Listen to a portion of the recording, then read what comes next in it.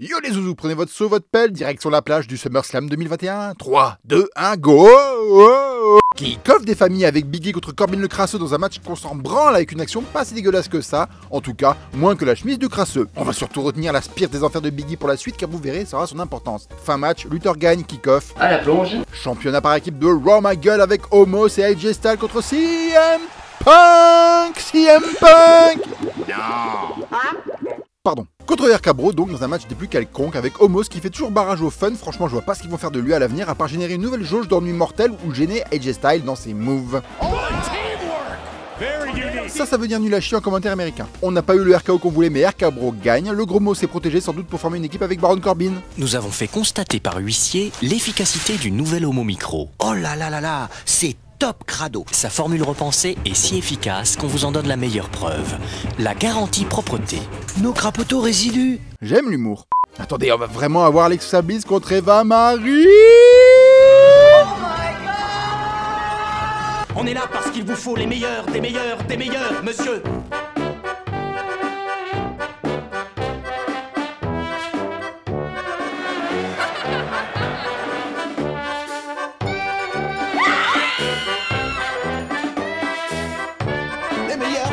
Des meilleurs, monsieur.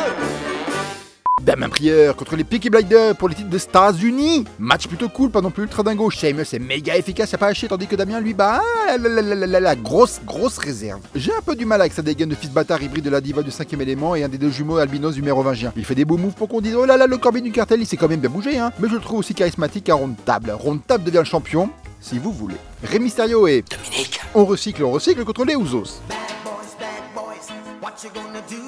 Match correct encore une fois sans plus, hein. Je viens de remarquer que le fils Mimi, le fils Dodo, à part se prendre de la hit, ne fout pas grand chose du match. Toutes les séquences les plus intéressantes du match, c'est avec Popo. Dodo il est protégé lui aussi, mais ne montre pas grand chose. Les Usos l'emportent et je me suis fait la réflexion qu'un Usos contre les Bucks nous enjaillerait tous bien comme il faut.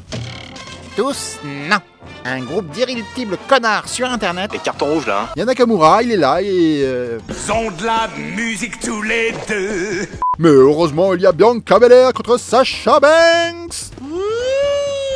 Mais c'est merveilleux. Ah bah non, Sacha elle est pas là, c'est finalement c'est Carmella. Oh oh oh, y'a CM Punk. Non. Pardon, Becky Lynch, en voilà une superbe affiche, Bianca Belair contre Becky Lynch, et j'ai vraiment très hâte de voir ce qui va se passer.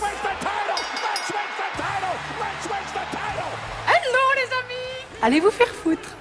Drew McIntyre contre Jinder Mahal, on s'en branle, Claymore super moche et fin. Pas le temps de niaiser. Charlotte Flair contre Rhea Ripley contre Nikki, l'agent de service hospitalier, et laissez-moi vous dire mes cochons, c'était un match très cool. Si on enlève la pause de code de Nikki en début de match et les singeries hispaniques ratées de Charlotte pour faire plaisir à son mari, tout le reste était vraiment très bon. De belles prises, de beaux moments, les trois lutteuses ont brillé, Nikki s'est alignée au niveau de ses adversaires, Rhea gagne en confiance et Charlotte reste la grosse chienne du roster féminin. Et c'est parce que c'est la grosse chienne qu'elle a encore remporté le titre.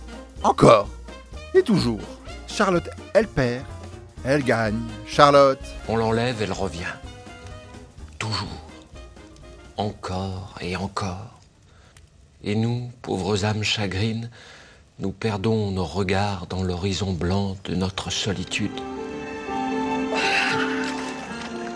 Azur, nos bêtes sont bondées d'un cri. Ah là là, ça part en couille. On enchaîne avec Edge contre Seth Rollins dans un nouveau match super cool. Et parlons peu, parlons bien, je comprends pas pourquoi le Spears de Edge à travers les cordes suscite autant d'effervescence. Un moment d'effervescence, alors que Big E en sort chaque semaine et est bien plus violent, et tout ce qu'on lui répond c'est... C'est pas mal. Looking for a spear. Oh, and he countered. Rollins countered. I've never seen this counter.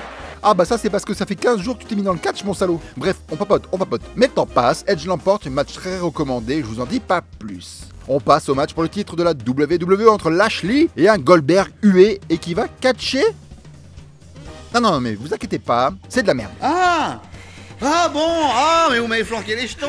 T'as Goldberg qui est hué, Lashley qui est applaudi, du coup Goldberg tente de tuer Lashley, alors Lashley tente de tuer le fils de 15 ans de Goldberg.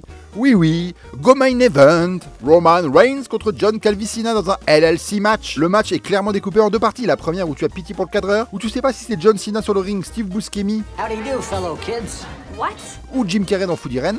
Tu veux ma photo, fils de pute? Et où Roman Reigns impose son rythme, tu sais pas si tu regardes un match de catch ou un épisode de Derrick tellement tu te fais chier. Et tu as la seconde partie où Calvicina arrête les roll-up parties, ce sont les deux du Derch et enchaîne les 5 mouvements of Doom dans une ambiance de folie et un Roman imprenable. Au final, la tête de table gagne et une fois n'est pas coutume, on termine le show avec le retour de Brock Lesnar.